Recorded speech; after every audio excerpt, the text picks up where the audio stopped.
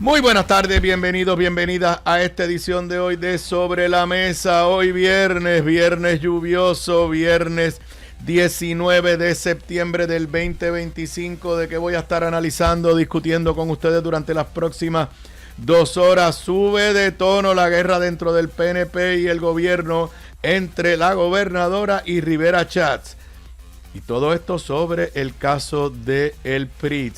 3 de los miembros de la Junta de Control Fiscal votados por Trump demandan en el Tribunal Federal consenso generalizado sobre atraso de obras de reconstrucción tras María luego de 8 años. Luma se lleva el caso de Daco al Tribunal Federal. Déficit en la UPR, ¿de qué se trata? Pablo José presenta legislación federal para evitar que cambien reglas de net metering a los que tienen placas solares. Trump aumenta peligrosamente sus amenazas a la libertad de expresión y prensa. Y nuevamente una amenaza de cierre del gobierno federal. Y si es viernes de Deportes Zona 5 con Federico López. Esos son los temas que voy a estar discutiendo con ustedes durante las próximas 2 horas en Sobre la Mesa, que comienza ahora.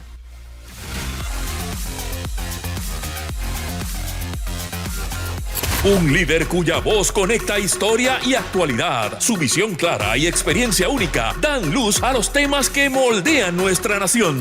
Aníbal Acevedo Vilá está en Radio Isla 1320. Esto es Sobre la Mesa. Nuevamente muy buenas tardes, bienvenidos, bienvenida a esta edición de hoy de Sobre la Mesa. Para los que me estén escuchando, me estén viendo en vivo, son las 3:59 de la tarde de hoy viernes. Me escuchas en vivo a través de toda la cadena de Radio Isla 1320, a través de todo Puerto Rico. Me escuchas y me ves en vivo gracias a la magia del internet en radioisla.tv, a través de la aplicación móvil de Radio Isla. Te invito, si no la has descargado en tu teléfono inteligente, te invito a que lo hagas. Hay una versión solamente de audio y una versión de vídeo y de audio. También nos ves y nos escuchas a través del canal de YouTube de esta emisora, la página de Facebook de Radio Isla, y también la misma transmisión me escuchas y me ves en vivo a través de mi página de Facebook, facebook.com/Acevedo Vilá. Te recuerdo que esta edición y todas las ediciones de Sobre la Mesa se retransmiten a las 10 de la noche por el canal 85 de Liberty Cable TV. Antes de entrar a los temas que quiero analizar con ustedes, yo estaba en la tarde en Dorado, y la realidad que lo que cayó para el área de Dorado hace 2 horas, dos horas y media, fue un diluvio. Y de regreso de Dorado hacia acá, hacia el área metropolitana, mucha lluvia. Hay advertencias de inundaciones repentinas emitidas por el Servicio Nacional de Meteorología. Simplemente la alerta comenzó como a eso de la 1:30 de la tarde. Voy a resumirles la información que tenemos hasta ahora. San Germán y Sabana Grande, alerta de inundación hasta las 4:15. San Sebastián, Lares, Isabela, Moca, Camuy y Quebradilla también hasta las 4:15. Vega Alta y Vega Baja hasta las 4:15. Toa Alta, Toa Baja, Bayamón y Dorado hasta las 4:30. Corozal, Ciales, Morovis, Utuado y Jayuya hasta las 5:30 de la tarde de hoy. Así que mucha lluvia, mucho cuidado en las carreteras, y obviamente si usted vive cerca de áreas que son pues áreas inundables o ha tenido experiencias en el pasado, pues esté alerta, no baje la guardia, porque está lloviendo muchísimo. Vuelvo y repito, yo estaba por Dorado, y el diluvio que estaba cayendo a eso de la 1:30, 2:30 de la tarde,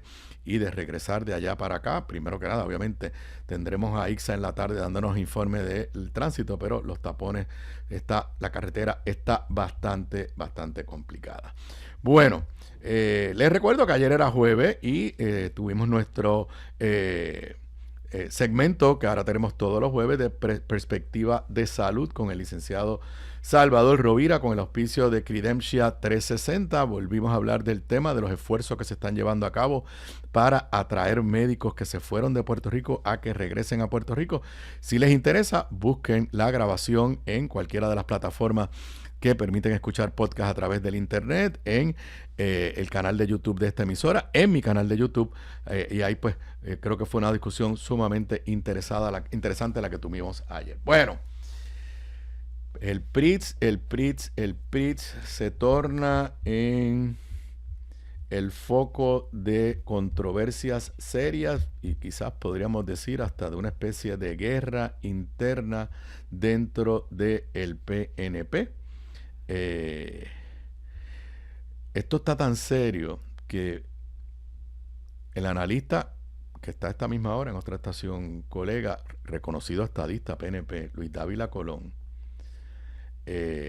puso un tuit hace 8 horas y en el contexto de todo esto, estoy leyendo un tuit de Luis Dávila Colón: un gobierno que apesta a corrupción, sea percepción o realidad, tiene muy poca viabilidad.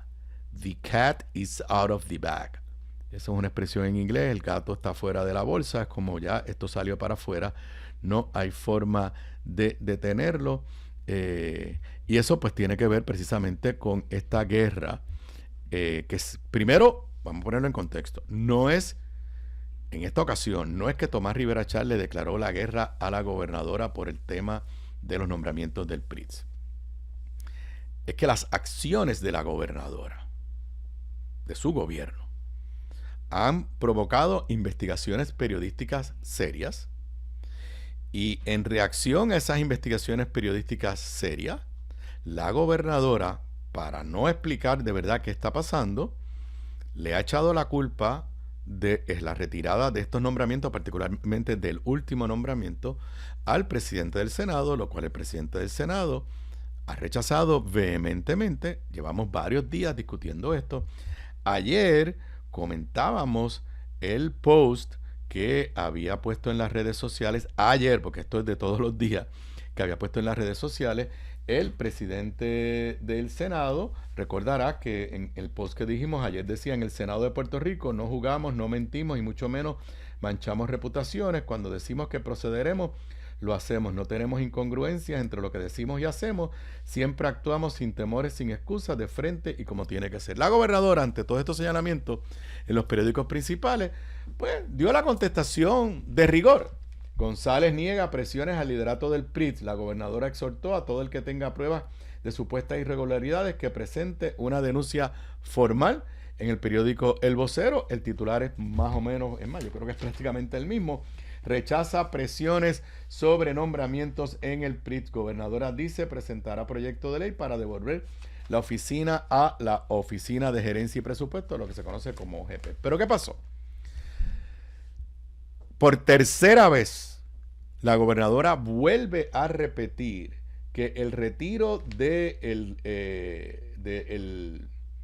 más reciente nominado, Martín Jiménez Morales, que el retiro de ese nombramiento, que ocurrió apenas hace unas semanas atrás, fue por petición de Tomás Rivera Chatz. Esto a pesar de que Tomás Rivera Chatz ha dicho claramente que él no tenía ninguna objeción. Y es más, recordarán que ayer dijo: gobernadora, esto se resuelve fácilmente. Envíe el nombramiento y lo confirmamos inmediatamente. A esta hora, a este momento, después que llevamos más de una semana discutiendo esto, la única razón por la que Jennifer insiste que retiró el nombramiento es porque Tommy lo iba a colgar. Therefore, como dicen en inglés, si esa es la única razón y Tommy está dispuesto a confirmarlo, pues la gobernadora debería enviarlo. ¿O es que hay otra razón? ¿Me explico? O sea, vamos a imaginarnos que en un momento no habían los votos. Y esa es la razón por la que ella alega que retira el nombramiento. Si ahora Tomás Rivera Chatz le dice: aquí hay los votos, envíalo, que lo vamos a confirmar en una semana, y esa era la persona que la gobernadora quería, y no hay ninguna razón para que no esté dirigiendo PRITS, pues la gobernadora debía enviar el nombramiento otra vez. Pero luego de que 2 veces Tomás Rivera Chatz le tiene que decir: eso no es correcto, gobernadora, ella vuelve ayer por tercera ocasión a echarle la responsabilidad a Tomás Rivera Chatz. Cito en el periódico El Nuevo Día: la gobernadora insistió que retiró el nombramiento de Jiménez Morales porque el presidente del Senado, Tomás Rivera Chatz, le había expresado que tenía reserva.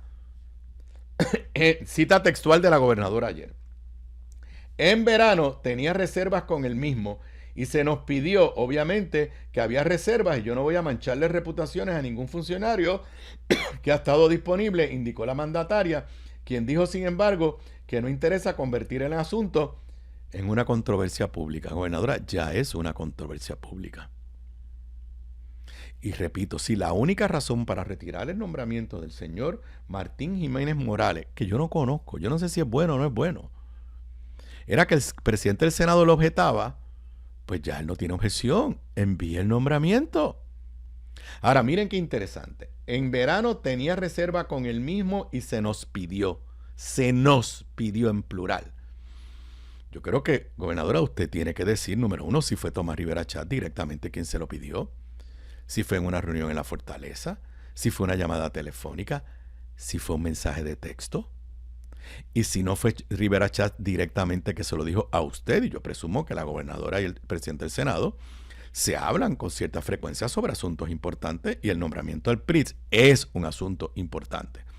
Si no fue que se lo dijo directamente Tomás Rivera Chatz, pues la gobernadora yo creo que nos debe decir, mira, me llegó el mensaje por vía de, no sé, el secretario del Senado, un ayudante especial de Tomás Rivera Chatz, me lo dijo Francisco Domenech. Pero como aquí está el planteamiento serio, de que van 3 nominados, porque esto no es un hecho aislado, 3 nominados a este puesto, que repito, y sé que lo dije ayer y lo dije anteayer, son personas que la gobernadora seleccionó. Ella voluntariamente decidió enviar esos nombramientos al Senado. Y luego de enviarlos al Senado, ella voluntariamente los retira. 3 en 9 meses. Y ya sabemos por 2 investigaciones de prensa, que coinciden las dos, Centro de Periodismo Investigativo y el periódico El Nuevo Día, que por lo menos en 2 de esos 3 nominados retirados, que quiere decir votados,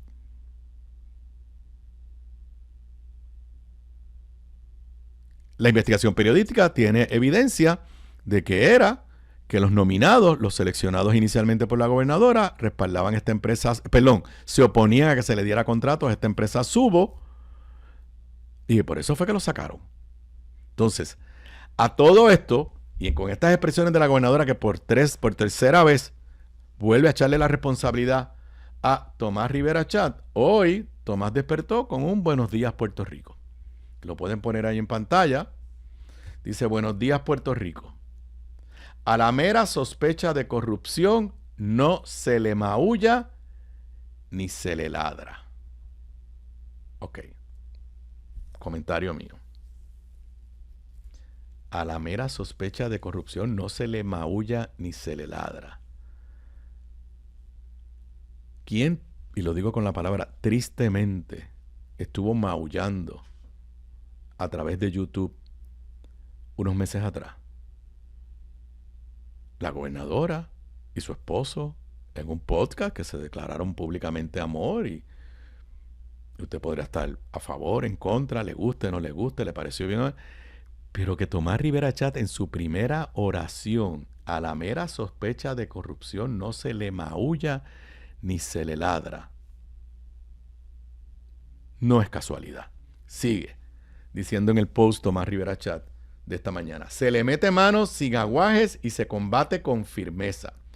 Si alguien sabe o cree que hubo peticiones o presiones indebidas, por ejemplo, de Politank, paréntesis mío, Politank es la empresa de cabildero que pertenecía a Francisco Domenech, hoy el secretario de la Gobernación y persona de total confianza de la gobernadora, y persona que Tomás Rivera Chatz continuamente desde que empezó el año ha estado criticando, lanzándole advertencias, quejas, como usted lo quiera llamar.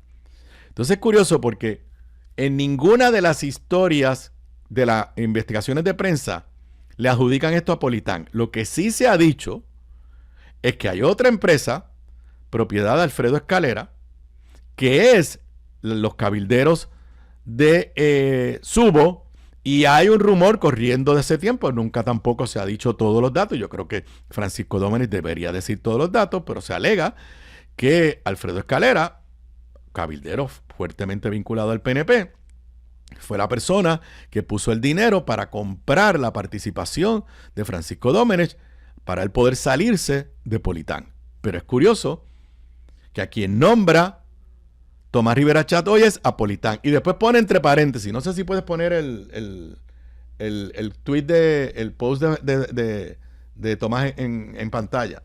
Pero luego de que dice de Politán, pone entre paréntesis sus socios activos o pasivos.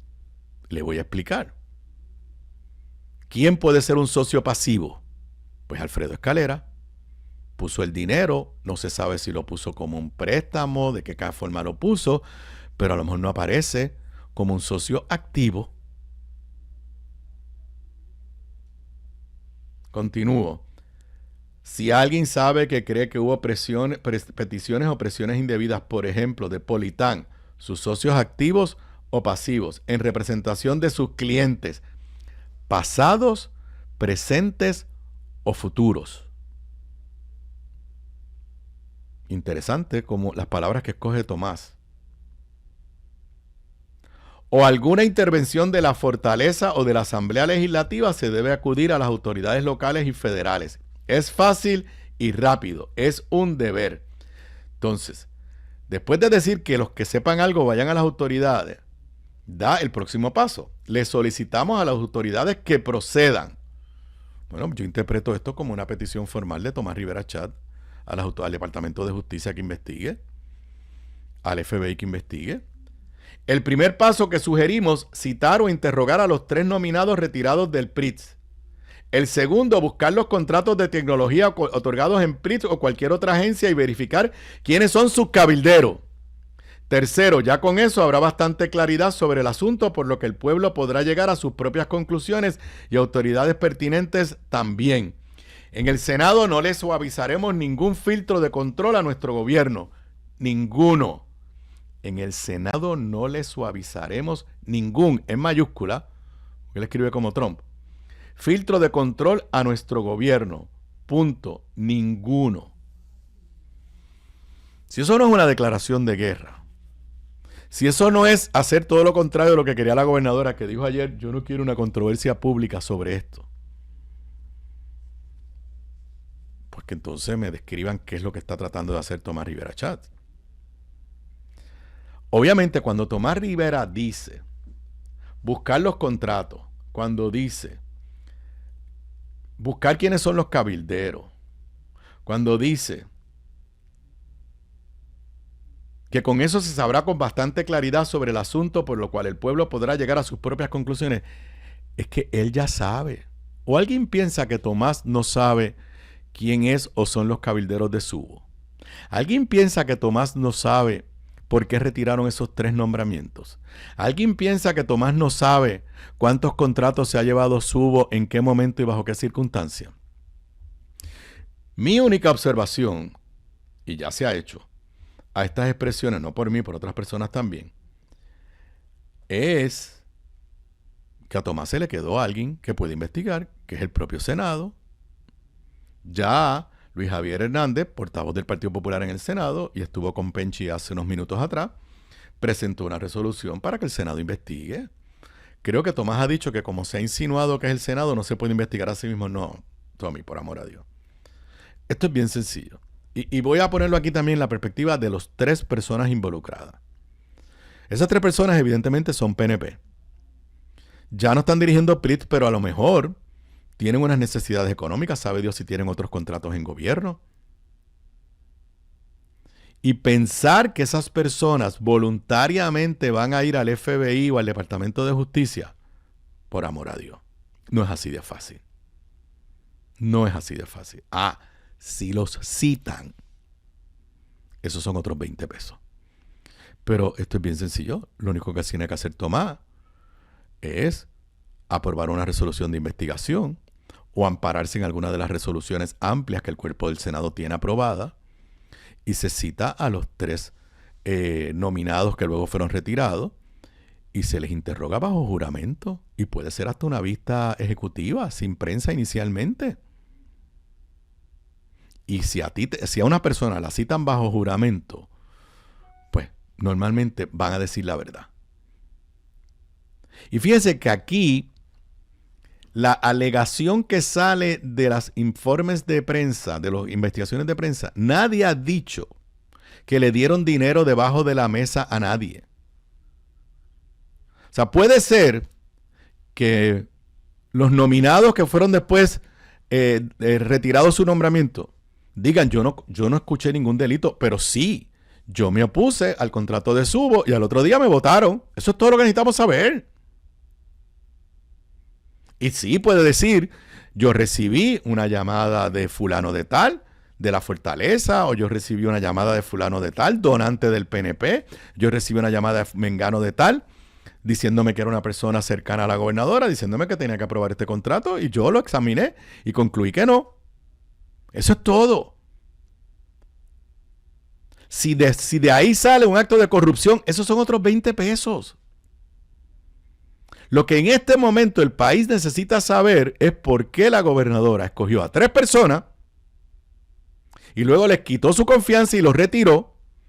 ¿Por qué en el último insiste en dar la versión de que es Tomás Rivera Chat, a pesar de que Tomás Rivera Chat ha dicho claramente que no es él? Y la gobernadora no nos dice de dónde obtuvo esa información. Repito, Tommy habló con ella, la llamó, ella lo llamó, se intercambiaron mensajes de texto. Y esto se resuelve con una resolución investigativa que aprueba el Senado. ¿Alguien cree que el Departamento de Justicia va a investigar esto? Pero tengo otra, Tomás. Tomás puede citar o irle a pedirle una reunión a la Secretaría de Justicia o al director del FBI o al fiscal federal y decirle, mire, yo no soy testigo de ningún acto de corrupción pero la información que a mí me ha llegado es esta y esta, y a mí me preocupa tanto que tuve que publicar un tweet o un mensaje en las redes sociales el viernes 19 de septiembre, y yo honestamente creo que aquí ustedes deben indagar, y no tengo la más mínima duda que si el FBI, las autoridades federales, llaman a estos 3 nominados, ellos le van a decir la verdad. Y si esa verdad incluye, repito, el que alguien le haya dicho a un nominado del PRIT, nos gustaría que apruebes este contrato, eso per se no es un acto de corrupción. Ahora, si vemos que votaron al primero por esa razón, votaron al segundo por esa razón, votaron al tercero por esa razón, aunque esos 3 no sepan qué es lo que está detrás, ahí hay suficiente evidencia para entonces investigar más profundamente por qué se está favoreciendo a esta compañía Subo a tal extremo que la gobernadora escoge una persona, le da su confianza, lo selecciona y luego le retira la confianza y le retira el nombramiento. Son las 4:20, regreso con más luego de la pausa. La clave para la buena cocina, además de los ingredientes y recetas, está en la calidad de los productos en los que cocinas. Por eso te recomiendo mi línea Giovanna Heike Cookware Collection, con acabado en cerámica, mangos ergonómicos y 4 milímetros de espesor para mejor conducción de calor. Lo distribuye North Caribe Imports y su marca Caribí, donde además encuentras utensilios de cocina y limpieza para tu hogar. Ahora cuida tu jardín con Caribí Garden. Caribí, calidad, experiencia y el mejor precio. Pídelos en tu supermercado más cercano. Simplifica tu vida con Caribí. Distribuye North Caribe Imports, la empresa puertorriqueña con más de 50 años sirviéndote a ti. Bocados Divino, el lugar perfecto para almuerzo o cena. Menú internacional, especializados en los mejores guisos, cabrito al vino, rabo encendido y el mejor osobuco que puedes encontrar. Mariscos frescos del país, langosta de nuestras costas, amplia carta de vinos y jugos naturales, con la mejor localización, seguridad y amplio estacionamiento gratis. Bocados Divino, en el edificio del Colegio de Abogados en Miramar. Para reservaciones, llamar al 787-238-1530. Gramas lindas, gramas, plantas, palmas y todo para tu jardín. En Dorado, 796-1386. 796-1386. Gramas lindas, excelente calidad y servicio insuperable. 796-1386. Aquí de regreso a Sobre la Mesa. Para los que me estén escuchando, me estén viendo en vivo, son las 4:25 de la tarde de hoy viernes. Sí, es viernes lluvioso, pero viernes y el cuerpo lo sabe. Viernes 19 de septiembre del 2025. Aquí continúo en vivo como todos los días de lunes a viernes desde las 3:55 hasta cerca de las 6 de la tarde. Bueno, finalmente, yo tengo que admitirle que yo sabía, para que la fuente que me lo dijo no podía compartirlo, pero sabía que había miembros de la Junta de Control Fiscal, de los 6 que fueron votados. Sabía que había más de uno que estaban considerando demandar y que estaban acercándose a bufetes, abogados, para presentar la demanda. Repito, nunca lo dije porque fue una información de que me consultaron un asunto. Finalmente, anoche trascendió que se presentó la demanda en el Tribunal Federal. Demandan a Arthur González, que Andrew Biggs es el último que votaron. Es curioso porque Andrew Biggs es republicano. Andrew Biggs fue el que no votaron inicialmente, pero puso unos mensajes de tweets en las redes sociales, primero solidarizándose con sus compañeros y en segundo lugar diciendo que eso no eran buenas noticias para Puerto Rico. Y después de eso Donald Trump lo votó. Y Betty Rosa, que es la educadora de Nueva York con raíces puertorriqueñas, son los 3 que demandan. Demandan a el oficial de personal de la Casa Blanca, Sergio Gore. Demandan a John Nixon, que es el séptimo, el único que sobrevivido, miembro de la Junta. Demandan a Robert Mujica como director ejecutivo de la Junta y obviamente demandan a Donald Trump en su capacidad oficial como presidente de los Estados Unidos. No quiero convertir esto en una clase de derecho, pero debo decir unas cosas. Donald Trump está tratando, y parece que lo va a lograr, en revocar una doctrina que está en los libros de derecho, que es determinaciones del Tribunal Supremo de los Estados Unidos desde mediados del siglo pasado. Cuando se da todo el New Deal y toda la transformación del gobierno de los Estados Unidos, se empiezan a crear agencias que tienen funciones cuasi judiciales o funciones cuasi legislativas. Hay una diversidad de esas agencias. Había una determinación del Tribunal Supremo de los Estados Unidos, un caso de 1920 y pico, 1930 y pico. Yo lo doy en mi curso de separación de poderes, si no me acuerdo ahora la fecha, me excusa. Que el caso de Myers, que básicamente concluía que aunque las personas que ocupan la rama ejecutiva son nombradas por el presidente y con el consejo y consentimiento del Senado, el presidente tiene plena libertad para despedirlo si son oficiales de los Estados Unidos y son parte de la rama ejecutiva. Que aun si la ley dice, estás en el cargo por 10 años, si es un funcionario puramente ejecutivo, lo pueden despedir. Como cuestión de hecho, la ley que crea el cargo de director del FBI dice que es un nominado por 10 años y sin embargo los presidentes lo pueden votar. Y lo que se entiende es que eso de 10 años es una cosa como un poquito aspiracional para ver si los presidentes lo respetan, pero que al final del camino tiene ese poder. Ahora, si eres miembro de una agencia cuasi legislativa, cuasi judicial, el Tribunal Supremo de Estados Unidos había determinado que ahí el Congreso, mediante legislación, podía limitar el poder del presidente para despedir y podía decir solamente se puede despedir por justa causa o poner las razones por las cuales se podía despedir. Esos precedentes se han ido debilitando un poco en los últimos años, no voy a entrar en detalle, pero no han sido revocados totalmente. Y el presidente Donald Trump, va camino a lograr, parece, que el Tribunal Supremo lo revoque. El más reciente ataque a eso son los miembros de la Reserva Federal, que es básicamente el Banco de los Estados Unidos, que ayer mismo Donald Trump fue con un recurso ante el Tribunal Supremo de los Estados Unidos para que le permita despedir, allí se llama cargo el gobernadora, una de las gobernadoras, porque es demócrata y él la quiere votar. Y ahí se va en cierta medida a ver si estos precedentes prevalecen o si el Tribunal Supremo de Estados Unidos le va a dar mano libre al presidente Trump y de ahí en adelante a cualquier presidente a que pueda votar a cualquier miembro de la rama ejecutiva, no importa si sea una agencia que la intención fuera que tuviera autonomía y no estuviera sujeta a los vaivenes político-partidistas. ¿Qué tiene que ver esto con los miembros de la Junta de Control Fiscal? La ley promesa dice que el presidente los puede votar por justa causa. El email mediante el cual ellos fueron despedidos no da ninguna razón. No se les radicaron cargos, no se presentó un documento porque usted hizo esto, usted hizo lo otro. 2 o 3 días después, Casablanca dio aquella excusa, se acordarán, de que la Junta ha gastado 20,000 millones de pesos en los últimos años, de que no se ha acabado la corrupción en Puerto Rico y que no han resuelto la quiebra de la Autoridad de Energía Eléctrica.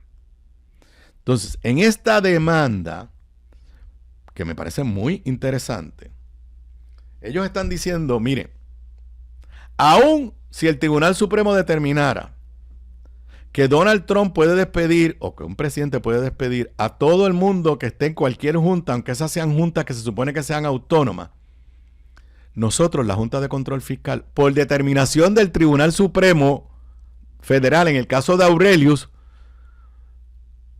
el Tribunal Supremo concluyó que nosotros no somos una agencia del gobierno federal.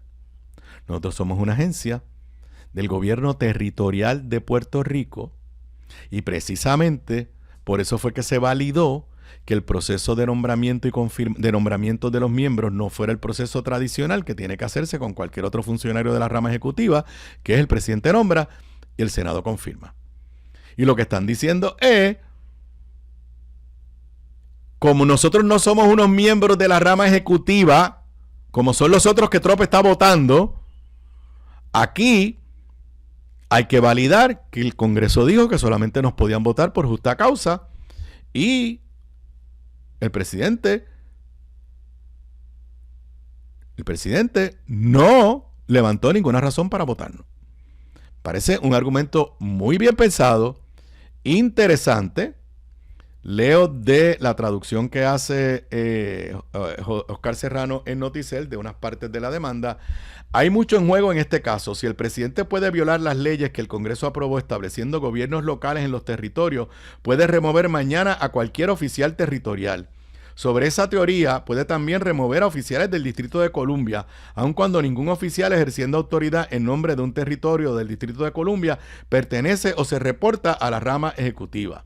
Las presuntas destituciones son ilegales, no tienen base en la ley ni en los hechos y han dejado al juez González, al doctor Biggs, y a la doctora Rosa sin ninguna otra opción que presentar esta demanda. Alegan lo que les dije, que en los correos electrónicos donde los votaron no se le da ninguna notificación de ninguna causa por la cual estaban siendo despedidos como requiere la ley promesa y tampoco se les ha provisto hasta ahora ni una causa ni una audiencia para defenderse.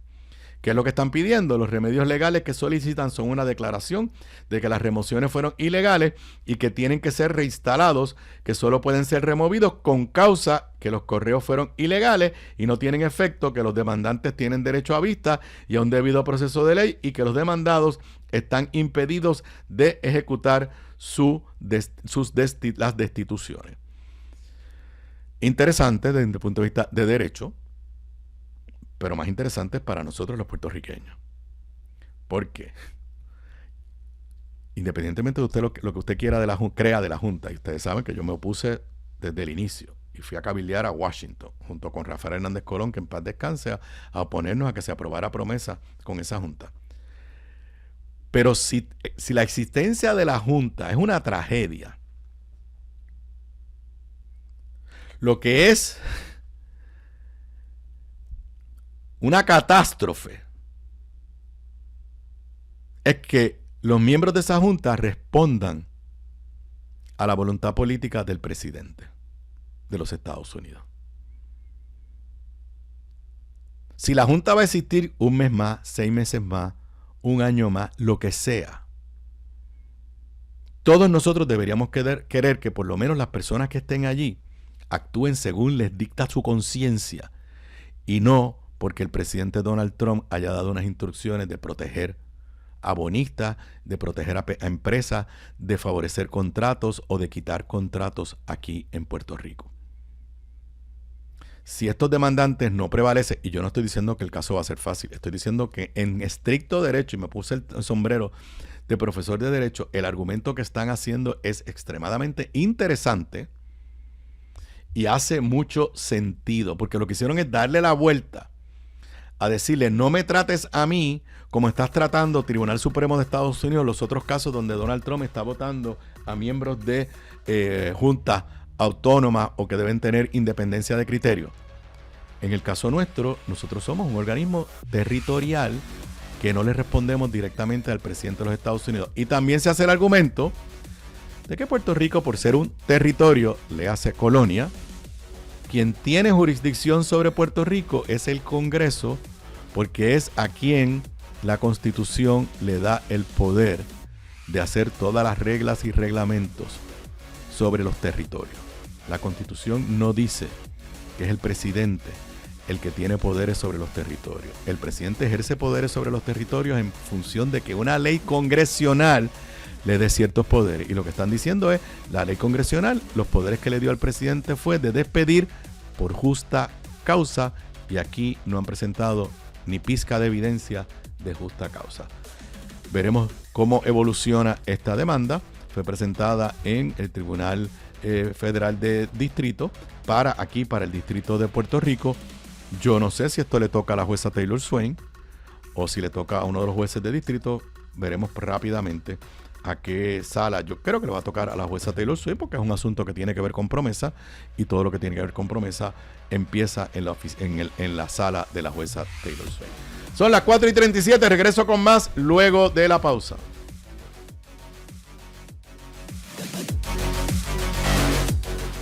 Aquí de regreso a Sobre la Mesa. Para los que me estén escuchando, me estén viendo en vivo, son las 4:41 de hoy, viernes, casi ya empezó el fin de semana. Bueno, empezó el fin de semana para muchos, 19 de septiembre.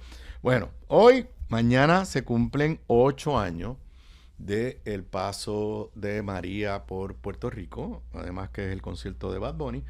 No sé si eso es coincidencia, veremos a ver qué hace Bad Bunny con el hecho de que se cumplen 8 años mañana del paso de María. Todos a esta hora, hace 8 años atrás, recordamos cómo nos estábamos preparando. Yo creo que que todos ya estábamos advertidos de la potencia y la fuerza que traía ese huracán. Ya habíamos pasado por Irma unos días anteriores.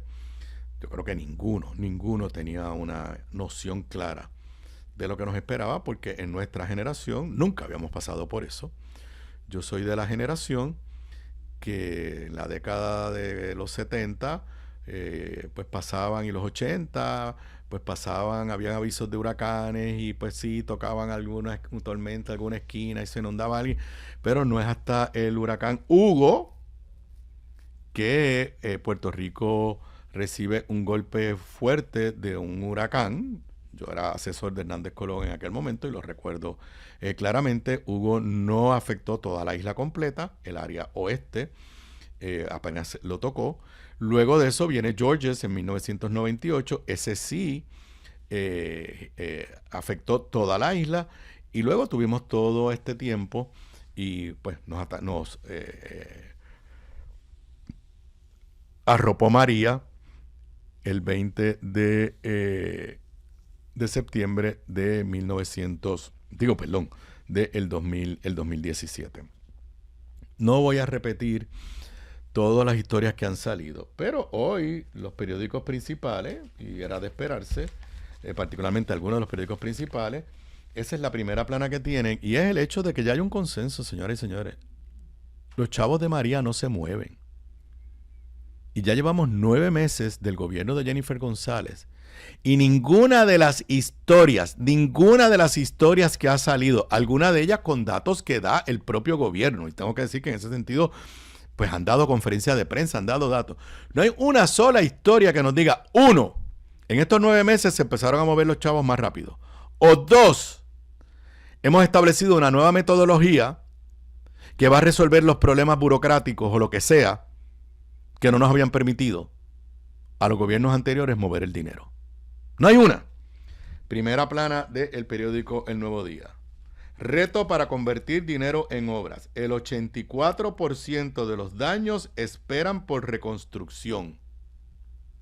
Desde el paso del huracán María en 2017, en Puerto Rico se han validado ante FEMA un total de 29.228 incidencias causadas por fenómenos naturales, de las cuales solo el 16% de los proyectos se han completado.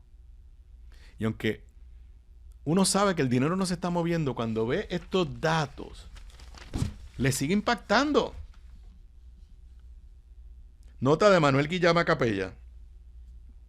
La devastación que dejaron a su paso las lluvias y vientos del huracán María atrapó a Puerto Rico con una notable carencia de conocimiento institucional sobre cómo responder a una emergencia natural de esa magnitud. Un vacío cuyas consecuencias, pese a los avances registrados, siguen reflejándose claramente 8 años después al observar las cifras de proyectos y fondos aprobados que permanecen sin convertirse en obras de infraestructura que beneficien al país. Entonces, Eduardo Soria Rivera, la persona que fue nombrada por la gobernadora para dirigir el Core 3, paréntesis, la gobernadora decía que el problema era el Core 3. La gobernadora decía que prometió en la campaña que iba a eliminar el Core 3. La gobernadora cita el programa de gobierno cuando le conviene. Cuando quiere oponerse a alguien, dice, eso no está en el programa de gobierno, yo no voy a empujar eso porque no está en el programa del gobierno. Bueno, pues usted hizo campaña diciendo que iba a eliminar el Core 3. Mucha gente le advirtió que eso era un disparate, que los federales no lo iban a dejar y que no iba a resolver nada. El director actual del Core 3, el señor Soria, que ha estado disponible para la prensa, y esa se la aplaudo, ya no habla de que van a eliminar su agencia. Pero miren la cita de él.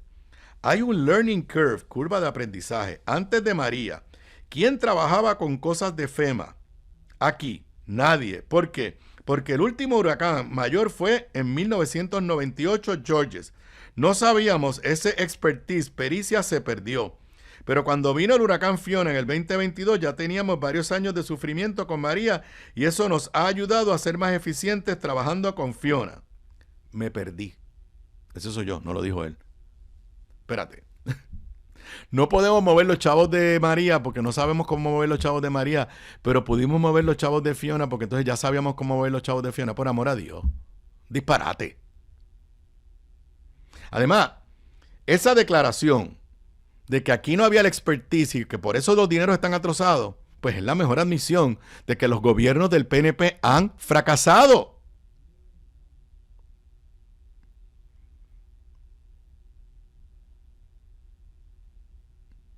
Porque cuando pasó Georges, nos tardamos tanto como esta vez, y era el primero grande que pasaba. Cuando pasó Hugo tuvo aquella crisis del tema del agua en el área metropolitana por Carraízo.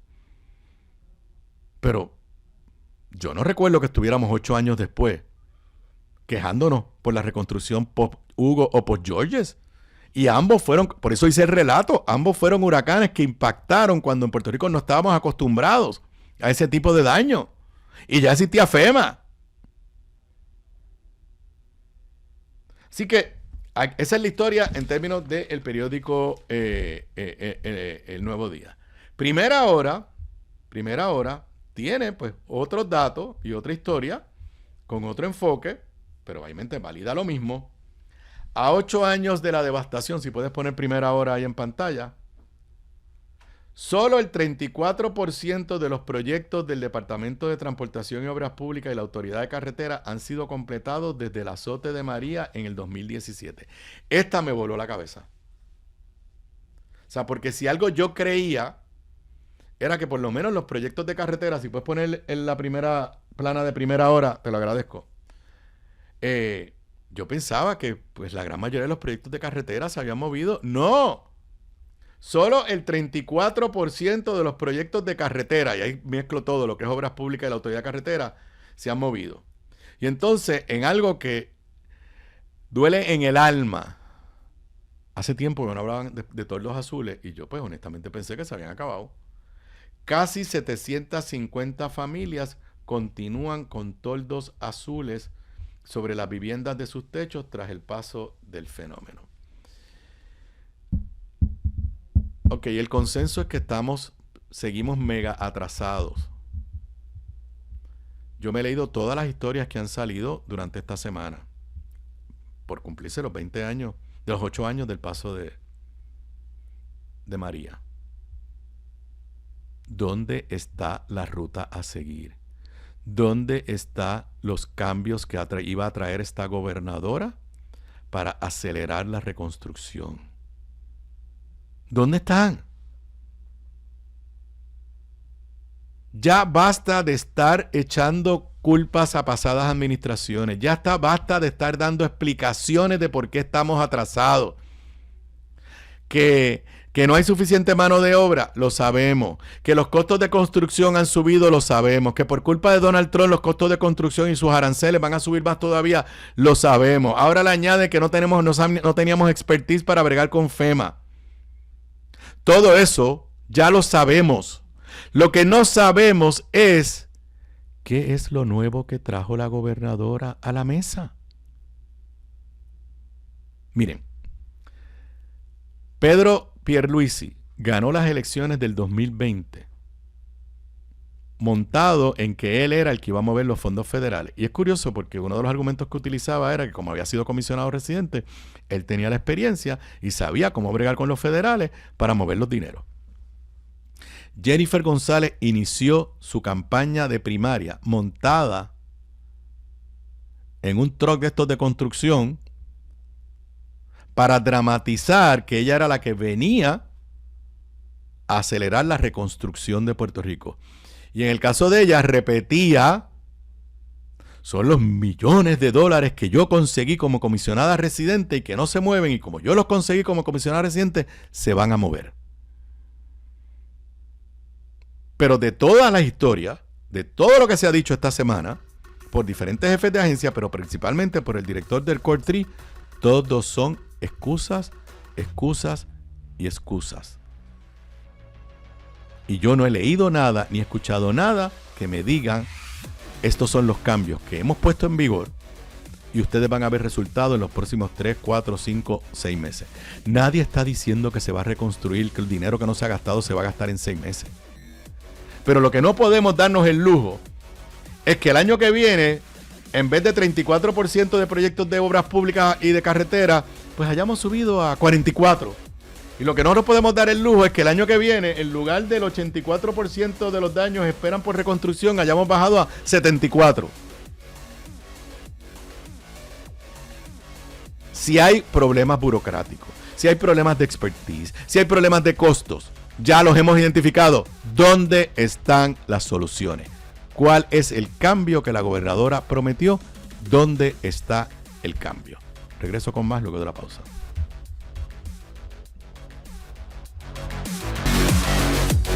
Aquí de regreso a Sobre la Mesa. Para los que me estén escuchando en vivo, son las 4:58 de la tarde de hoy, viernes 19 de septiembre. Les recuerdo que si no me escuchaste en vivo, si no me viste en vivo, esta edición de Sobre la Mesa la puedes obtener más tarde hoy o quizás temprano mañana en todas las aplicaciones, plataformas que permiten escuchar podcast a través del internet: Spotify, Apple Podcast, Google Play, también en la aplicación de podcast de Radio Isla 1320. Esa la encuentras en nuestra aplicación móvil y te invito a que descargues la aplicación móvil en tu celular si no lo has hecho hasta ahora.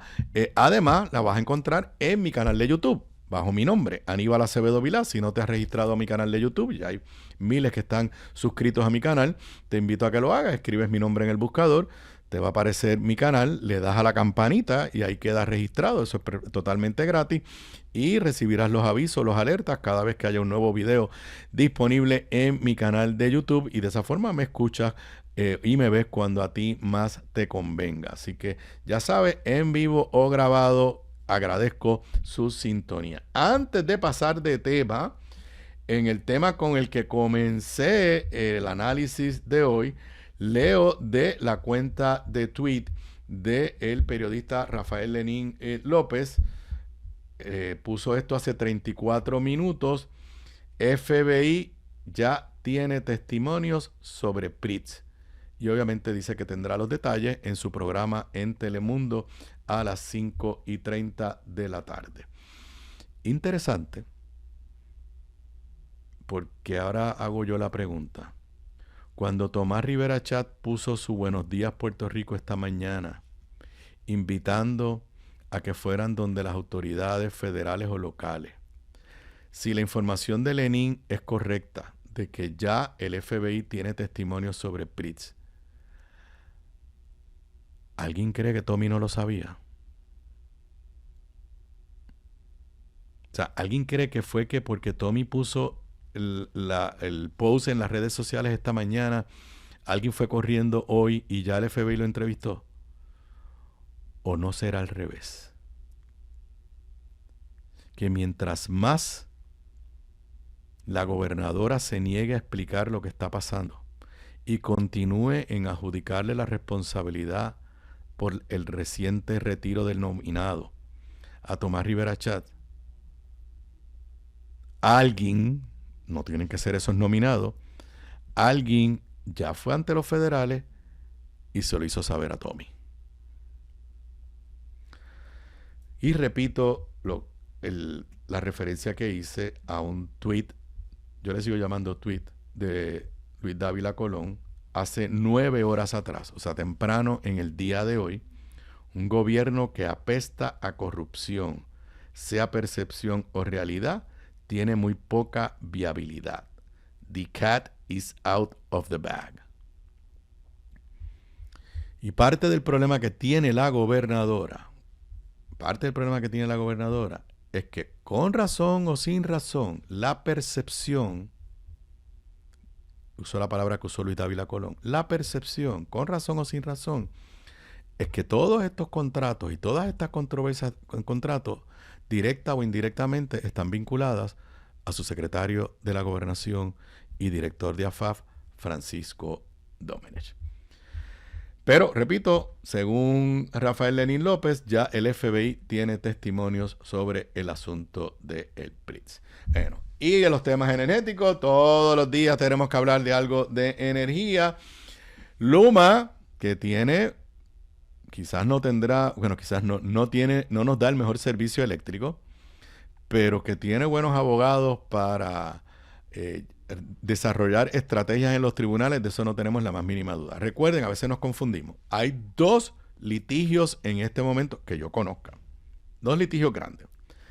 Está la demanda que DACO presentó en los tribunales de Puerto Rico para declarar nula la cláusula que Luma negoció y que luego fue interpretada o validada o reescrita por el negociado de energía, que le da inmunidad a Luma sobre cualquier daño que los utensilios, los enseres eléctricos de usted, los electrodomésticos, sufran por los vaivenes en voltaje. Y esta semana se dio un caso, aire dañado, lavadora dañada, todo a la misma vez, por culpa de unos apagones y bajones de luz. Pero, o sea, son casos reales. Ese es el caso. Y entonces, en ese caso, DACO ya había logrado que el Tribunal Supremo de Puerto Rico decidiera que lo iba a ver directamente sin que tuviera que pasar por el Tribunal de Primera Instancia. El otro caso, que en cierta medida es el más importante, es el caso donde Luma fue al tribunal de la jueza Taylor Swain, al Tribunal Federal, a decirles que el proceso que estaba llevando el gobierno de Jennifer González para quitarles el contrato, el proceso para cancelar el contrato, estaba violando lo que dice el contrato. No voy a entrar en detalle, ya eso lo hemos discutido en otros programas. Bueno, pues, y ese pleito, esa demanda, ya comenzó su curso. El gobierno de Puerto Rico va a alegar y está alegando que la jueza Taylor Swain no tiene jurisdicción, y pues me imagino que en unas cuantas semanas o habrá una vista oral sobre ese tema, o la jueza pedirá más información. Eso ya está encaminado. Sobre el caso de DACO, pues Luma hizo una movida que uno la podrá criticar, pero desde el punto de vista de derecho es una movida mega estratégica. Leo del periódico El Vocero de hoy: Luma pide auxilio al Tribunal Federal en contra de DACO. una nota de Istra Pacheco en El Vocero, Luma Energy solicitó ante el Tribunal Federal, mediante una moción urgente que declare nula la demanda presentada en su contra por el Departamento de DACO, argumentando que viola la ley y el proceso de reestructuración del sistema eléctrico. Según alegó en el escrito, la demanda de DACO viola la ley de bancarrota y el proceso de reestructuración del sistema eléctrico, poniendo en riesgo la continuidad del servicio y los esfuerzos de modernización. Como saben, ahora está repitiendo, DACO demandó el 24 de julio. Luma argumentó ante el Tribunal Federal que la petición de DACO podría poner en peligro la continuidad del contrato y la estabilidad del sistema eléctrico. Además, advirtió que la acción podría generar una cascada de reclamaciones por daños que afectarían la recuperación financiera de la autoridad y la prestación de servicios públicos. Por ello pidió que se le ordene a DACO retirar la demanda y que declare cualquier acción en su contra es nula y sin efecto. Nuevamente, no sé si aquí no me atrevería a opinar en derecho, pero no deja de ser una estrategia interesante. Ahora, me imagino yo que comenzará una competencia porque de la nota que dice que del vocero, yo no estoy claro si lo que pidió Luma fue lo que llaman un removal. Un removal es cuando se presenta un pleito en los tribunales de Puerto Rico y la parte demandada entiende que quien tiene jurisdicción es el Tribunal Federal. Entonces presentan lo que le llamamos los abogados removal, que lo que básicamente dice, me llevo el caso para el Tribunal Federal y mientras el removal mientras el Tribunal Federal decide si tiene caso o no tiene caso, el Tribunal Estatal, porque no es porque Puerto Rico sea un territorio, le aplica a cualquier estado, el Tribunal Estatal no puede hacer nada hasta que el Tribunal Federal decida si se queda con el caso o no se queda con el caso. En otras palabras, lo atrasa todo. Ya la secretaria del DACO, que como le hemos dicho anteriormente, está muy agresiva y hay que aplaudirle sus gestiones, ha dicho que a pesar de esa demanda, ella entiende que ella tiene jurisdicción y que lo que está haciendo Luma es pues lo que yo les acabo de decir, retrasando los procesos. Es una nota del periódico Metro. Secretaria de DACO dice que puede litigar en el Tribunal Federal el caso contra Luma. Leo de la nota publicada en la edición digital de Metro. La secretaria Valeria Rodríguez reaccionó a la decisión de Luma de mover el caso ante el tribunal a la Corte de Quiebra Federal. Cita textual a la secretaria: Luma sabe que va a perder y por eso intenta a última hora paralizar el caso ante el Tribunal Supremo. En lugar de presentar sus argumentos en el término que el tribunal fijó hasta el 24 de septiembre, acude ahora al Tribunal Federal con un alegato de paralización automática que no levantó en las etapas anteriores. Lo hace porque teme que el Supremo declare inválida la cláusula de relevo de responsabilidad que los protege. Ese planteamiento no procede en derecho. Mi recurso es declaratorio y no pretende cobrar dinero, ejecutar sentencia ni tomar control de propiedad alguna. Como secretaria del DACO, actúo como entidad gubernamental en ejercicio de los poderes inherentes del Estado para proteger el interés público. El presidente de Luma, Juan Siaca, alegó que su decisión responde a que si el Tribunal Supremo valida los reclamos de DACO, habrá un aumento en la tarifa. Así que no entiendo, y ahora no es que me estoy poniendo el sombrero de abogado porque no tengo todos los detalles. La demanda se llama Urgent Motion of Luma to Enforce the Automatic Stay. No dice que es un removal. Así que creo que el Tribunal Supremo hoy tiene jurisdicción hasta que la jueza Taylor Swain emita algún tipo de dictamen en cuanto a esta demanda. Pero sí es lo que les he dicho. Estamos en una batalla contra una entidad que tiene amplios recursos legales y que el gobierno de Puerto Rico sepa que para pelear con Luma se tiene que preparar y tiene que dar la batalla con los mejores argumentos legales y que cada paso que se dé para lograr el objetivo de eventualmente cancelar el contrato de Luma tiene que darse con mucho cuidado y con mucha estrategia. Hablando de energía, esta no tiene nada tanto que ver con energía, una nota que salió hace apenas un rato, a las 3:50, yo entrando aquí al programa. Negociado de energía exige explicaciones ante atraso en proyectos de almacenamiento de energía. Yo creo que esa es la palabra del momento en todo lo del gobierno. Atraso, atraso, atraso, atraso. Esto no tiene que ver tanto con FEMA, pero sí tiene que ver con todos los proyectos para darle estabilidad al sistema. Dice la nota de Metro, el negociado de energía emitió una orden para que la Autoridad de Energía Eléctrica y los desarrolladores Ecoeléctrica, San Fermín Battery Project, Infingen Horizon, Infingen Ariana, muestren la causa por el incumplimiento en la ejecución de los acuerdos de la fase 1 del programa de Accelerate Storage Additional Program, que totalizan 110 megawatts de sistemas de almacenamiento de energía en baterías. Según la orden, el negociado señala que la ejecución de los acuerdos referidos debió haberse llevado a cabo, ya que la implementación se contempló para abril del 2025 y estamos en septiembre. Y no es con Luma que está peleando el negociado, es con la autoridad. Los otros días veíamos cómo la autoridad no ha ejecutado la mayoría de los proyectos con los fondos de FEMA para los cuales tiene dinero. Y entonces ahora vemos aquí al negociado diciéndole a la autoridad, tú llegaste a unos acuerdos con unos privados para establecer unas baterías. Se suponía que estuvieran puestas ya en abril del 2025, estamos en septiembre y no las has puesto. No es Luma, no es Genera, es la autoridad, es este gobierno. Vuelvo a la nota de Metro. Además se indicó que a pesar de las aprobaciones otorgadas y de las extensiones concedidas, ninguno de los acuerdos ha sido ejecutado.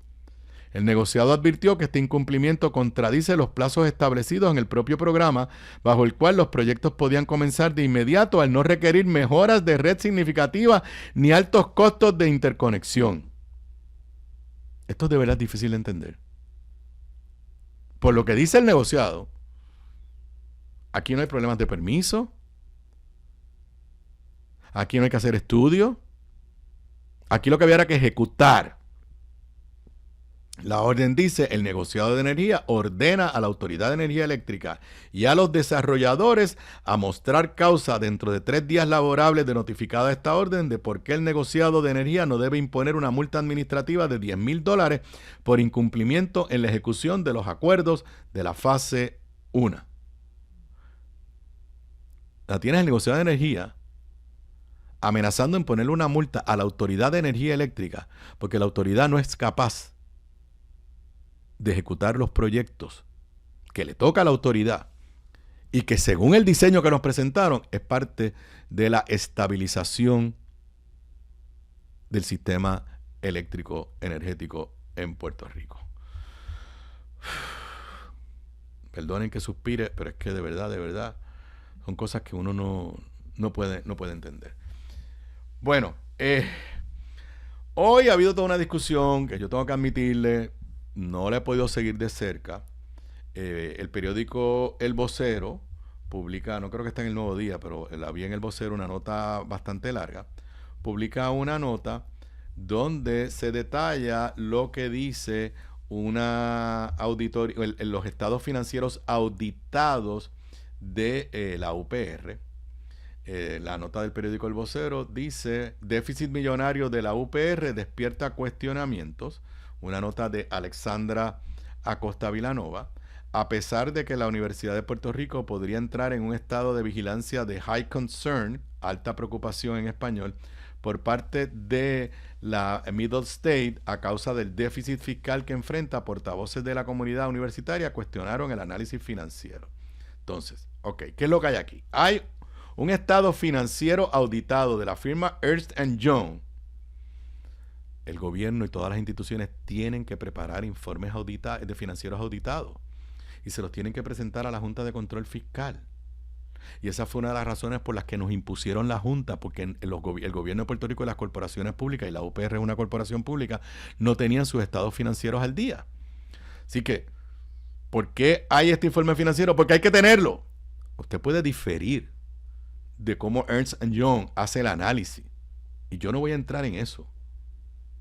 de acuerdo con, pero lo que dice, de acuerdo con el estado financiero auditado por la firma Ernst Young, el total de deudas de la UPR asciende a 2.853 millones, con un total de activos de 1.942 millones de dólares, que presenta un déficit de 910 millones para el 2024.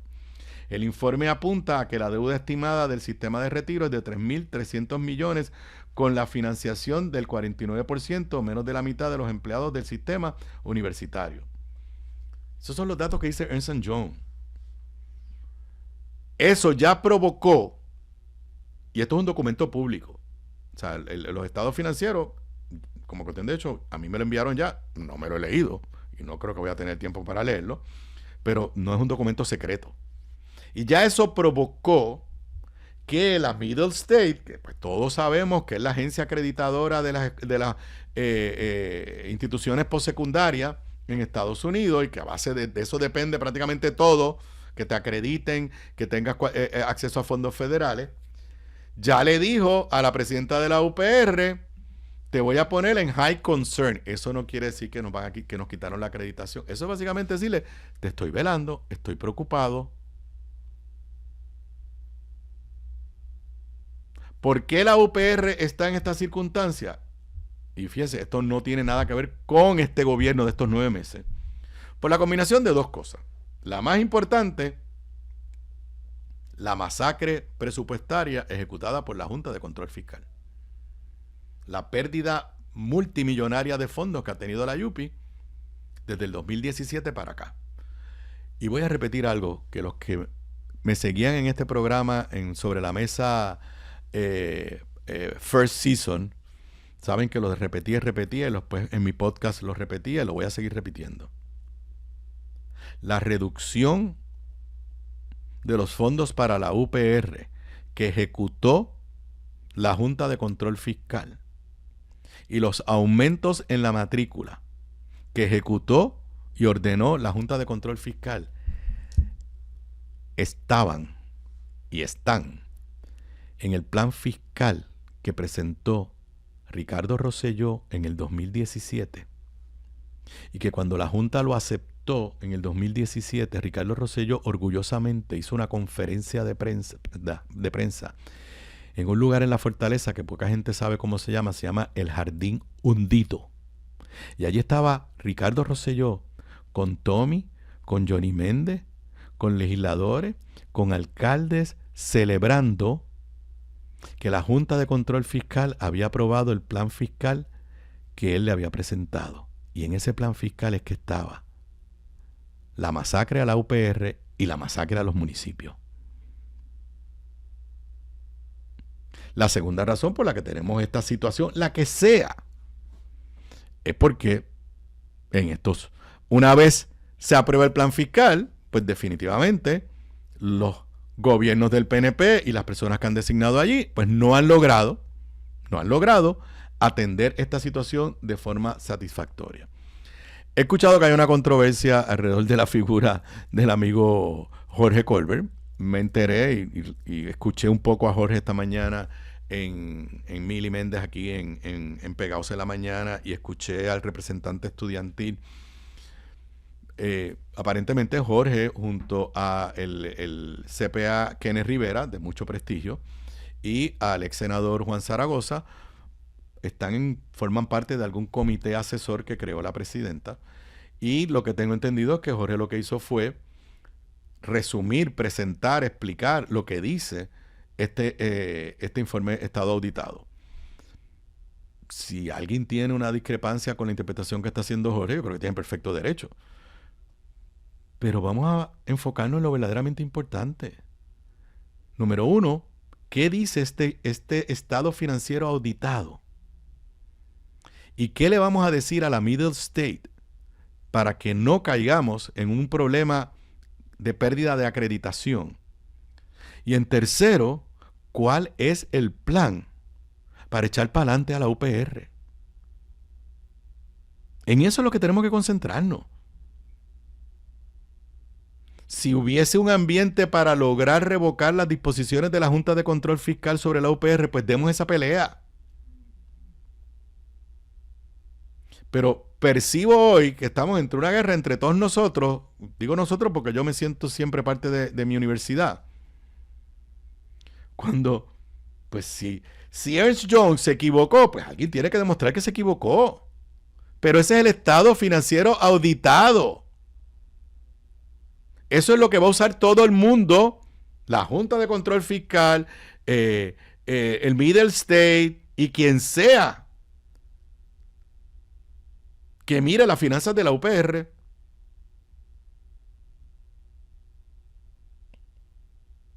Si está equivocado el informe, el estado financiero auditado, pues Houston, we have a problem. Porque se va a tomar, como dicen allá en el norte, como the law of the land. Antes de irme a hablar de deporte, y pues, si es viernes, quiero hablar de deporte. La realidad, señoras y señores, que lo que está viviendo Estados Unidos, lo toqué ayer, es lo más peligroso que yo he visto en mi vida, a los 63 años, en términos de los riesgos de la democracia norteamericana. Yo era muy niño cuando la guerra de Vietnam. Sí, estaba en el Congreso cuando los ataques a las Torres Gemelas. Pero todo eso eran controversias externas. Aquí lo que está haciendo Donald Trump. Ayer yo les hablé de la suspensión del programa de Jimmy Kimmel por presiones de Trump. Luego de eso, ayer en el Air Force One, Donald Trump dijo que en todos esos programas lo único que hacen es atacarlo a él y que todas esas estaciones tienen licencias del gobierno, del FCC, y que deberían quitarle las licencias porque lo atacan a él, a Donald Trump. Aquí lo que hay, quizás el lunes o el martes podré profundizar más, aquí hay unos emporios de comunicaciones que responden a las agendas de ultraderecha de Donald Trump, que quieren seguir comprando estaciones de televisión en Estados Unidos, violando las normas del FCC que prohíbe los monopolios en esta industria. Y se están convirtiendo en los lambeojos número 1 de Donald Trump, para que de esa forma el Federal Communications Commission le dé las licencias a las cuales no tienen derecho. Y en ese proceso, por primera vez en Estados Unidos, un gobierno está penalizando a compañías privadas por lo que dicen. Y el efecto no es solamente la cancelación de Jimmy Kimmel. El efecto es que los medios se van a autocensurar. Porque lo más miedoso que hay en el mundo es el dinero.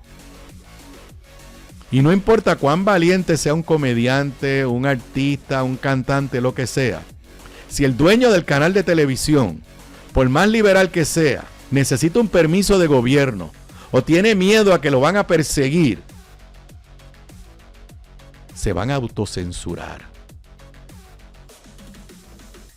Por primera vez en mi vida, en Estados Unidos comienza a prevalecer en unos amplios sectores de la sociedad norteamericana el pensamiento de que criticar al presidente de los Estados Unidos es ser antiamericano. Cuando históricamente esa era precisamente la esencia de la democracia americana. Que tú podías criticar al presidente precisamente porque eras extremadamente orgulloso de ser estadounidense. Regreso con Deportes Zona 5 luego de la pausa. Aquí analizamos cada deporte jugada tras jugada. Ahora se sienta a la mesa el comentarista deportivo Federico López. Aquí de regreso a Sobre la Mesa. Para los que nos estén escuchando, nos estén viendo en vivo, son las 5:28 y si es viernes y aunque esté lloviendo, no se suspende Deportes Zona 5 con Federico López. Saludos, Fede.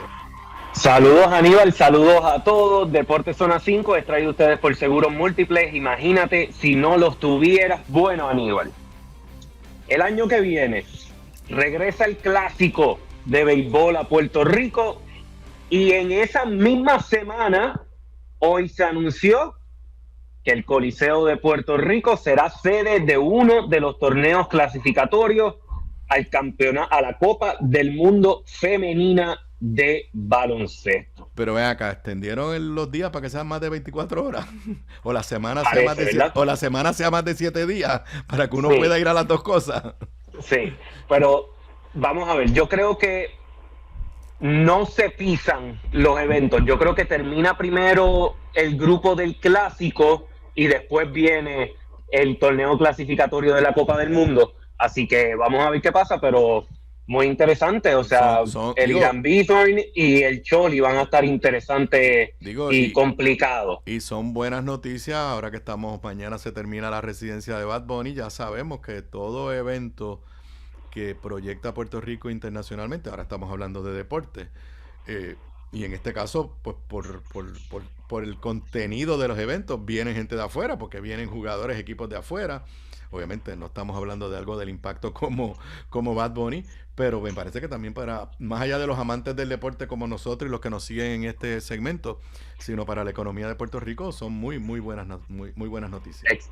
Excelentes noticias, y yo creo que tú y yo hemos hablado de este tema varias veces. Puerto Rico es un destino turístico deportivo espectacular. ¿Qué eventos no se han hecho en Puerto Rico? Ya hablamos clásicos, ahora tenemos el juego de la NBA. Hemos tenido grandes eventos y hay que capitalizar en eso, y la residencia de Bad Bunny sí tiene que ver, y yo creo que obviamente le ha puesto muchos ojos del mundo a Puerto Rico, así que hay que aprovecharlo. Por si acaso, esto es uno de 4 torneos, los otros 3 son en Turquía, en Francia y en China. Ahora mismo hay 24 equipos ya que aseguraron su espacio. A la primera semana de octubre se va a hacer el sorteo para ver qué equipo va a qué torneo. Así que vamos a estar muy pendientes de eso. Pero para que sepan, lo que va a estar en Puerto Rico no es por la región. Es de entre esos 24. Puede ser que sea. Ok, interesante. Sí. Mira, los torneos clasificatorios, los equipos ya clasificados: Alemania, Hungría, Mali, Nigeria, Senegal, Sudán del Sur, Argentina, Brasil, Canadá, Colombia, Puerto Rico, Estados Unidos, Australia, China, Japón, Corea, Nueva Zelanda, Filipinas, Bélgica, Francia, Italia, España y Turquía. Dependiendo de el sorteo, pues obviamente sabremos los equipos que van a llegar aquí, pero sabemos ya que por la división, si son 24 equipos y 4 torneos, ¿cuántos equipos por torneo a nivel? Me vas a poner aquí a multiplicar ahora. 6 por 4, 24, 6 ¿no? 6 por 4, 24, ok. Pues 6 equipos, pero aquí, porque no todo puede ser sencillo, Aníbal. Tú sabes que a veces al baloncesto le gusta complicarse la vida. Hay 5 equipos que ya están clasificados. Bueno, eso te iba a decir, ¿cuántos espacios tenemos? ¿Cómo llegamos? ¿Cuántas curvas hay que coger? Mira, pues jugamos el AmeriCup, nos clasificamos a este evento. Pero los equipos que ya ganaron las copas continentales y el equipo anfitrión, entiéndase Alemania, pues ya aseguraron su espacio en la Copa del Mundo, pero como quiera tienen que jugar estos torneos clasificatorios. Por eso, porque mencionaste a Alemania. Exacto. ¿Qué significa esto? Que los mejores 3 equipos de cada torneo aseguran su espacio. Pero si uno de esos mejores 3 es uno de estos 5, pues entonces el cuarto entra. Eso es lo que hay que ver.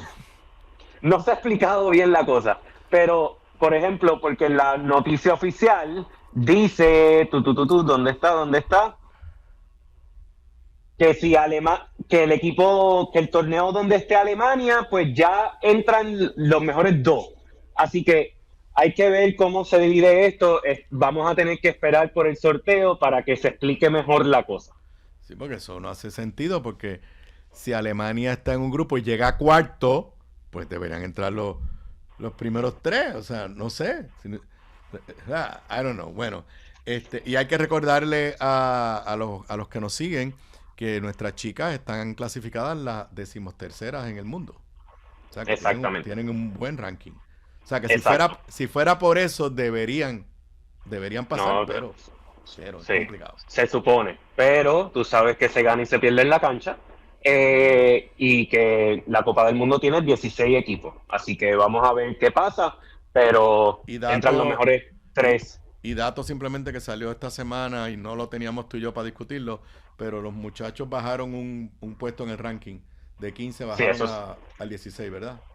Sí, así que vamos a ver, estamos en competencia todavía, así que siempre pasa, subimos uno, bajamos uno, pero estamos en el top 20 en las 2 ramas, así que eso es lo más importante. Bueno, pues nos mantendremos informados y serán 2 semanas de mucha acción deportiva aquí en Puerto Rico y pues banquete para los que seguimos el deporte. Y hablando, no sé si nos tenemos que ir a la pausa. Nos queda como medio minuto. Está bien, pues rapidito, vamos a hablar del baloncesto superior nacional femenino.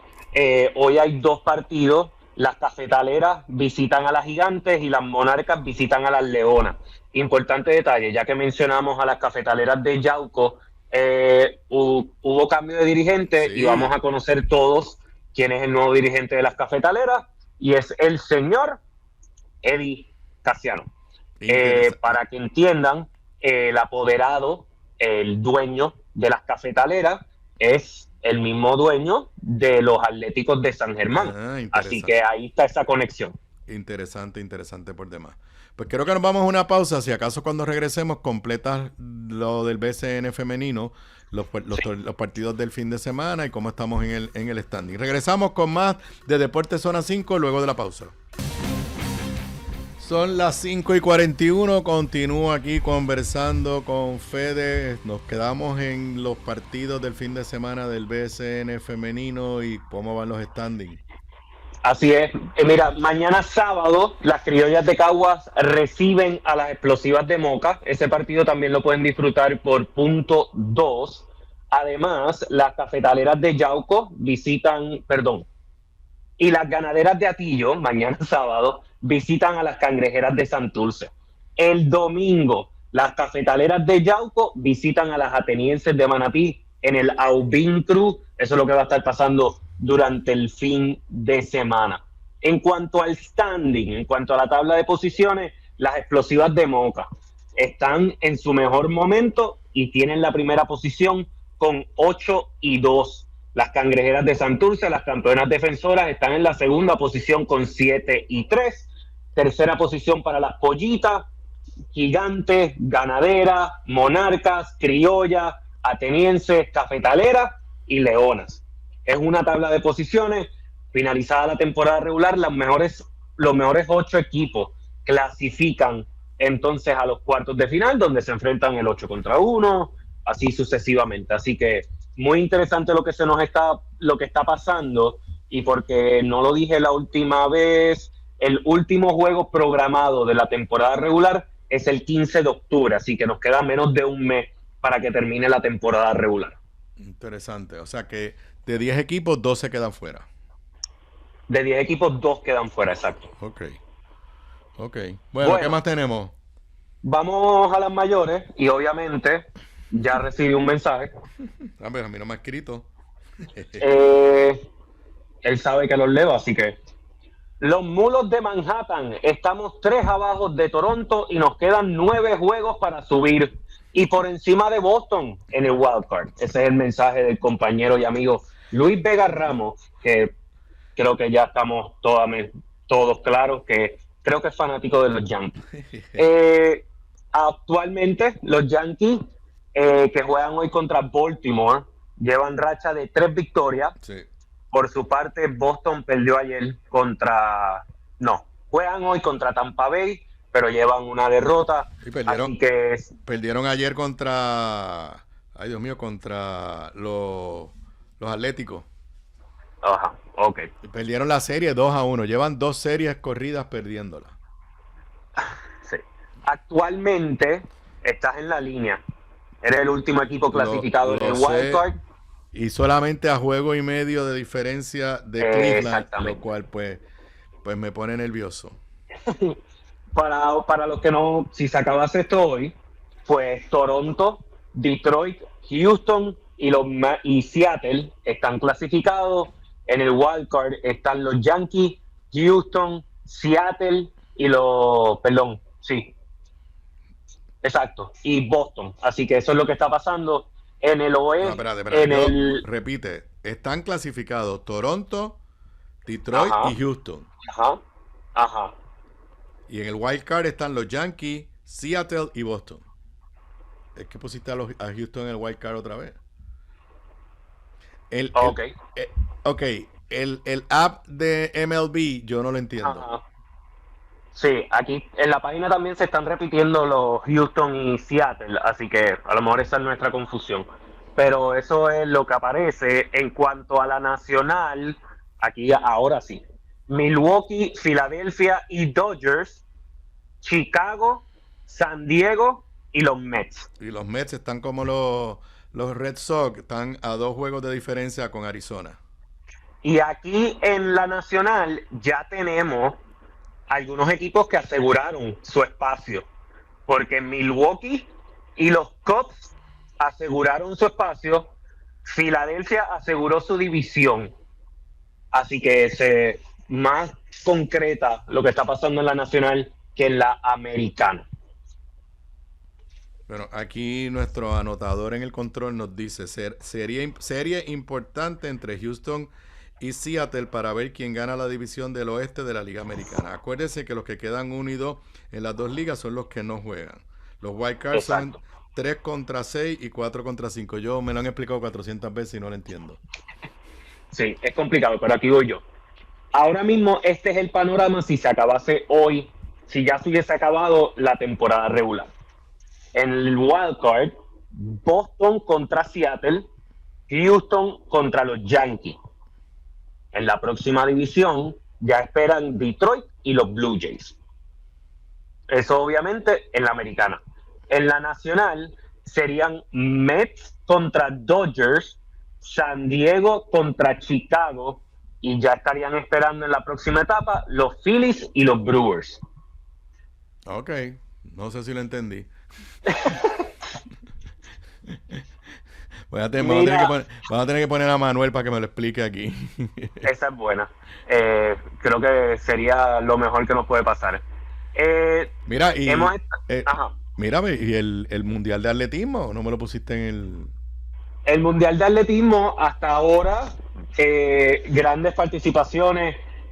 Por ejemplo, Gladimar mejoró su marca. Eloy también hizo una gran representación. José Figueroa se quedó a creo que 2 segundos de entrar a la próxima etapa. Todavía falta Aiden Owens del Hermes del decatlón, así que estamos muy pendientes en lo que va a ser ese mundial de atletismo que se está dando allá en Japón, así que las horas de diferencia me tienen un poquito estresado para estar pendiente a esto, pero eso es lo que está pasando. Según el Nuevo Día, Rachel de Orbeta, que está en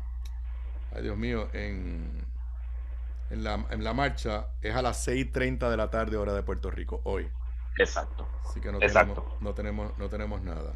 Y no estoy claro cuándo es que empieza Owens del Hermes. Owens, acuérdate que en la página sale como si fuese el 20, pero por la diferencia de hora, empieza hoy a las 8 de la noche, hora de Puerto Rico. Okay. Con el disco, con el lanzamiento de disco.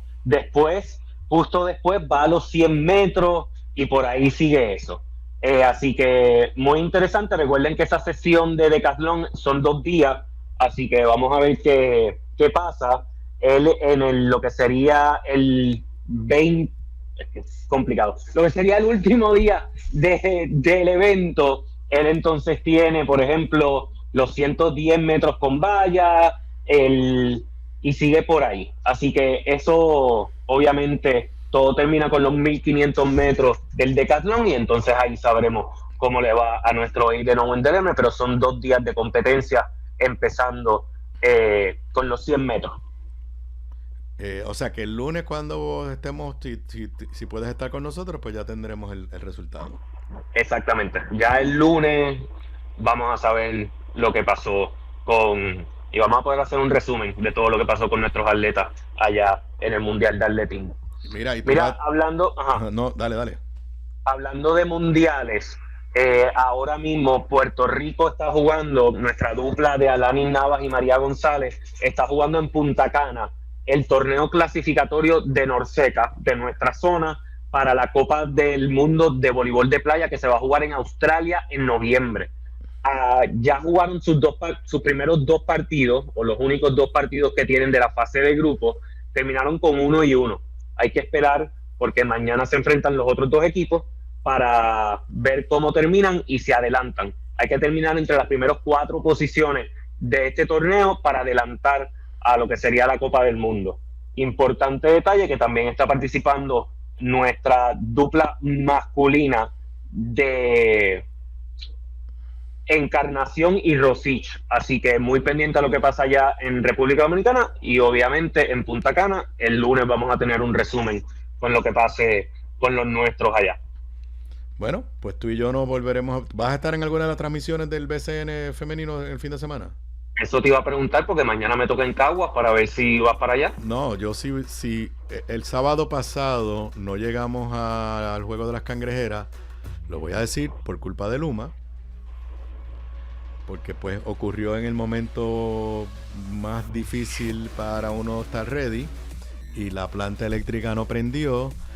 Y después se dañó el aire. Y por algo no podías ir. Sí. Tenía que pasar algo que no te iba a llevar a la cancha. Así pero que hasta ahora se supone que mañana vamos a Santurce, me imagino. A Santurce contra la Canadera. Y después, pues probablemente ver dónde vemos el concierto de Bad Bunny por streaming por Prime Video. Muy bien. Así. O sea, pero tú mañana Cuidado, vas para Cagua. No te pegues mucho a la casita. Mañana vas para Cagua. Sí, mañana me toca en Cagua. Ok, bueno, pues éxito. Y si vas a ver el concierto, cuidado con la casita, no te acerques mucho por si acaso. Bueno, cuídate, buen fin de semana, Fede. Gracias, igual Aníbal, buen fin de semana.